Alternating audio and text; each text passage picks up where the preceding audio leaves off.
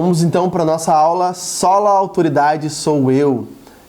Esse texto é muito interessante, né? É um termo que eu inventei, né? Sola Autoridade Sou Eu. Então nós vivemos nessa sociedade, como eu falei antes na aula anterior, o problema dos reformadores era que a autoridade estava delegada à Igreja Católica. Mas nos nossos dias, a Igreja Católica hoje ela praticamente não comanda mais nada, o Papa é irrelevante, o Papa não é mais pop, como a música dizia, então as decisões do Papa elas têm uma repercussão, mas para o mundo em geral, para a cultura em geral, elas são muito irrelevantes, não valem nada, assim, poucas pessoas dão atenção para o que ele fala hoje. Na época da Reforma a gente sabia que não era assim, né? Então a autoridade papal ela era algo definido, o que ele falava de fato ocorria e enfim, teria que explicar aqui todo o contexto da igreja da Idade Média, porque as coisas eram assim, não cabe aqui a gente falar sobre isso. Mas enfim, nós vivemos nessa sociedade onde a autoridade agora sou eu, né? Esse sou eu no modo de dizer assim, é o sujeito que define, a pessoa que define o que é autoridade. Então assim, nós vivemos numa sociedade totalmente autônoma.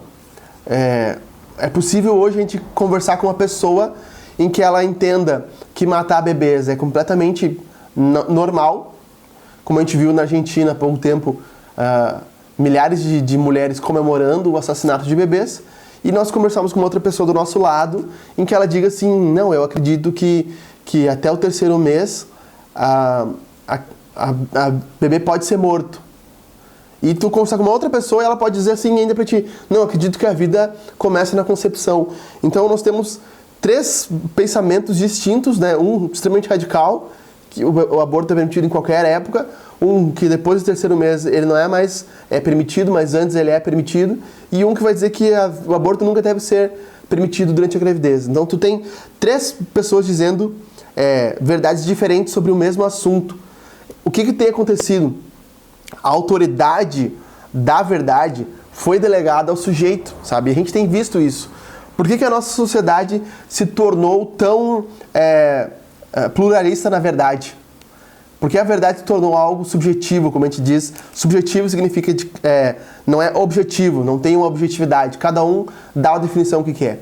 Isso começou por causa, lá no século XVIII, quando surgiu o Iluminismo, 17 e 18 surgiu o Iluminismo, que começou a colocar o pensamento, o conhecimento como meio de se obter a verdade. Aí surgiu o cientificismo, surgiu o darwinismo naquela época, e começou-se a propagar que o homem era quem definia o que era verdade, não era mais a Bíblia, não era mais Deus. Até você deve lembrar das suas aulas aí de história do ensino fundamental, onde a professora falava de teocentrismo, né, e antropocentrismo, ou seja, teocentrismo, as coisas giram ao redor de Deus, antropocentrismo, as coisas giram ao redor do antropos, que é o homem.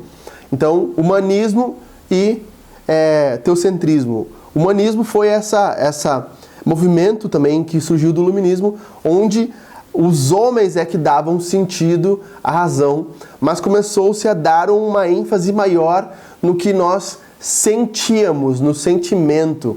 E aí depois surgiu a era do modernismo, que era quando as coisas eram estéticas, né? O estético era definir o que é verdade, isso da época 60, e depois surgiu o pós-modernismo, que é onde nós estamos inseridos hoje, que é essa cultura que alguns chamam de cultura líquida, onde nada mais é verdade, nada mais é certo ou errado, tudo depende do sujeito, do que ele sente, e aí nós temos aquela famosa frase, o que importa é se você se sente feliz, o que importa é se isso se te faz bem.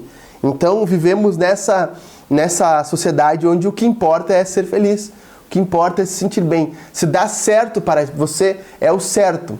Se aquilo faz bem para ti, isso é bom para ti. Então assim, é um pensamento muito, muito mínimo, né? Porque se cada um fizesse só o que é bom para si, a sociedade não funcionaria, né? Fala sério. Quem gostaria de continuar trabalhando num local onde às vezes ele não se sente feliz, ou num casamento que às vezes não está muito bem, ou, por exemplo, eu uso esse exemplo muito claro na igreja, se devemos fazer só o que nos faz feliz, O que vamos dizer de um estuprador que se sente feliz a estuprar uma mulher? Então, claro que essa ideia da pós-modernidade, de que sentir-se bem, sentir que algo faz bem para que seja verdade, é uma ideia muito burra. Mas, infelizmente, vivemos nesse contexto, onde as coisas acontecem assim. E disso surgiu as mudanças nos padrões culturais. Por exemplo, o adultério. O adultério sempre foi visto na história da humanidade, depois que o cristianismo domina o Império Romano no século IV, como algo ruim, algo que não era bom. Até pouco tempo atrás, na nossa Constituição, existia uma lei contra o adultério, né? O adultério era quase que como um crime penal. Então, foi se trocando as coisas porque a sociedade foi modificando o seu pensamento a respeito das coisas. A respeito do adultério, por exemplo, a respeito do aborto, a respeito da agressão animal. Então, a sociedade vai mudando o pensamento porque ela não tem uma definição mais do que é verdade. E algumas pessoas acham que as leis que nós vivemos hoje no país, elas definem o que é o correto e o que é errado. Mas as leis mesmos, por exemplo, que são legisladas no Brasil, elas não definem o que é certo e o que é errado. Nas leis também não definem, as leis da ONU, enfim, as leis da humanidade, isso não define o que é o correto e o que é errado. O que nós aprendemos na nossa cultura é que o que define o que é correto e o que é errado é o ser humano, a pessoa, o tempo, a sociedade, a cultura. Então, só a autoridade sou eu é um grito da sociedade dizendo que agora quem define o que é verdade, o que é autoridade, é a sociedade. Mas o que nós temos como cristãos, precisamos nos posicionar, como os cristãos que amamos a Jesus, que nós temos que jogar a autoridade para quem realmente é autoridade. Nós devemos jogar a autoridade para a palavra de Deus, para o que Jesus deu ênfase no Evangelho, para que Jesus demonstrou para nós no Evangelho. Ele é a autoridade e quem fala dele é a Bíblia. Então a Bíblia é a autoridade para os cristãos. Eu sei que isso aqui pode ser banal para você, assim, pensar, não, mas que besteira, Alexandre. Eu sei, às vezes a gente pensa isso, mas vamos refletir um pouco. Será que no nosso dia a dia nós olhamos a Escritura da forma correta?